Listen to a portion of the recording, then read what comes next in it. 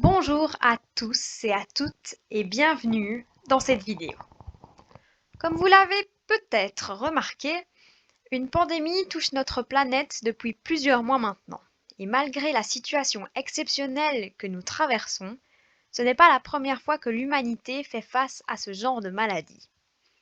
Je vous propose donc aujourd'hui de faire un voyage de plus de 2400 ans en arrière pour découvrir et faire une comparaison du Covid-19 avec la première pandémie ayant marqué l'histoire, la peste d'Athènes.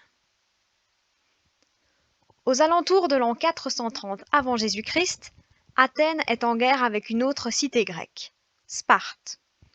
Ce contexte de guerre, qui pousse les paysans à se retrouver en ville, serait en partie la cause de ce qui va se déclencher. La ville athénienne connaît une époque de difficulté. L'endroit est densément peuplé et l'hygiène y est à revoir. Pendant ce temps, un mal se déclare en Éthiopie et ne tarde pas à monter de l'Égypte à la Libye, puis ce qui devait arriver arriva. La maladie ravagea Athènes.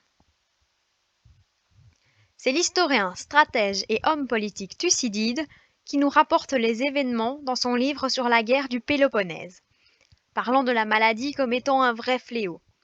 Et ce n'est pas sans raison, car le mal qui touche la cité fait alors de nombreux malades, dont une bonne partie qui décèdent des suites de symptômes très violents. Le bilan est lourd dans la ville athénienne, qui perd pas moins du tiers de sa population, soit presque 100 000 personnes. Thucydide décrit les nombreux symptômes de la maladie. Violente chaleur à la tête, yeux enflammés, gorge sanglante, grande soif impossible à apaiser et respiration difficile étaient les éléments majeurs. Mais à ceux-ci pouvaient s'ajouter des éternuements, des douleurs à l'estomac, des vomissements, des problèmes de peau tels des pustules et ulcères, des problèmes d'intestin, et j'en passe.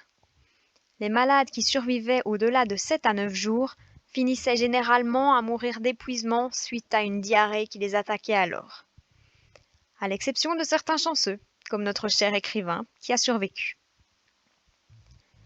En réalité, parler de peste n'est pas correct, car il n'est pas certain qu'il s'agisse de cette maladie. Les hypothèses tendent à dire qu'il s'agirait tantôt du typhus, de la variole, de la rougeole ou encore de la fièvre typhoïde. Malheureusement, la question restera sans doute en suspens à jamais. Maintenant que vous en savez un peu plus sur la première pandémie, pourquoi ne pas comparer cette fameuse peste d'Athènes avec notre situation actuelle du Covid-19 ? Les maladies en elles-mêmes ne sont pas vraiment comparables car différentes, mais les situations qu'elles entraînent sont quant à elles assez intéressantes à analyser. Faisons-le donc point par point. Tout d'abord, parlons chiffres. Il est difficile de donner un nombre précis de victimes de la peste d'Athènes, bien que cela tournerait autour des 90 voire 100 000 décès. Actuellement, plus de 970 000 personnes sont décédées du Covid-19, soit 10 fois plus que le cas athénien. Cependant, ces chiffres sont à prendre avec du recul, car dans notre cas, les 970 000 décès ne représentent que 3% des infectés. Le nombre d'infectés à Athènes est quant à lui inconnu, mais les décès représentent 30% de la population de la ville. Aussi, la cité grecque a été le centre de la maladie. Donc, il est bon de comparer le taux de décès avec la région la plus touchée par le Covid, c'est-à-dire l'Italie. Le pays a connu en effet plus de décès, qui fait monter le taux de mortalité du coronavirus à 11,8% dans cette région. Cela reste inférieur à Athènes, mais n'oublions pas que les conditions médicales sont bien différentes dans les deux époques. En ce qui concerne l'espace touché par les maladies, nous savons tous que le Covid est considéré comme pandémique car il a un impact mondial. Or, ce n'est pas le cas de la peste athénienne. Comme son nom l'indique, son centre était Athènes, mais son berceau se trouvait en Éthiopie avant de traverser l'Égypte et la Libye. Le fait que plusieurs régions aient été touchées a suffi à ce que cela dépasse le stade d'épidémie.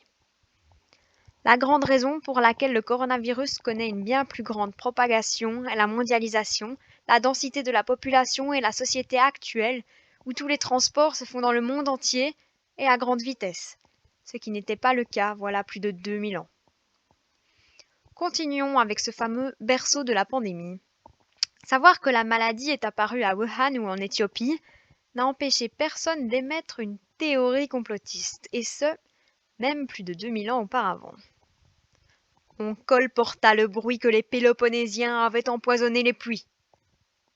Tels furent les mots de Thucydide. Alors que la cité est en guerre contre Sparte et que le mal alors inconnu frappe d'un coup la ville, les Athéniens pensent évidemment que ce sont leurs ennemis qui les ont empoisonnés.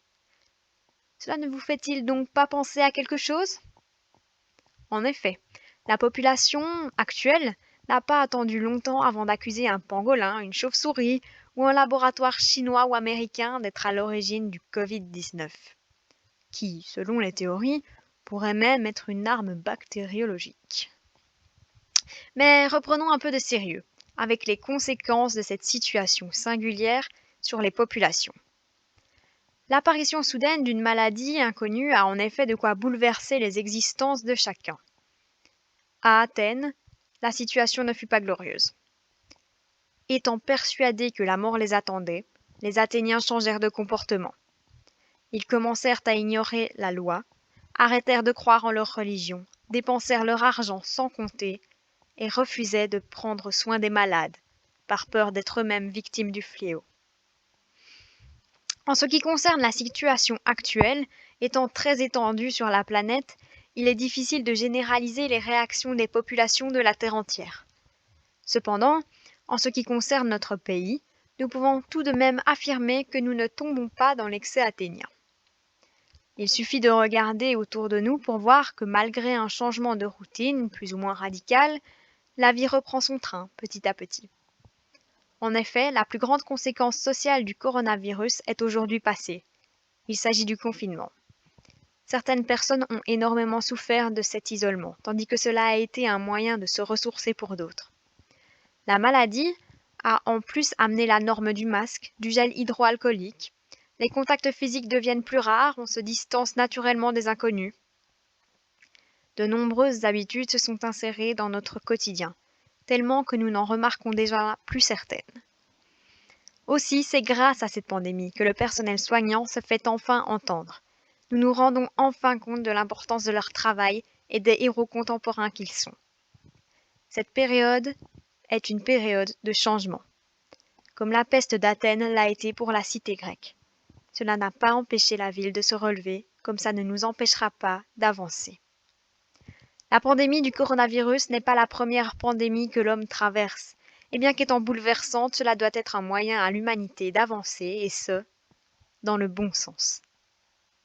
C'est sur cette note que je souhaite vous remercier d'avoir regardé la vidéo, en espérant qu'elle vous ait plu.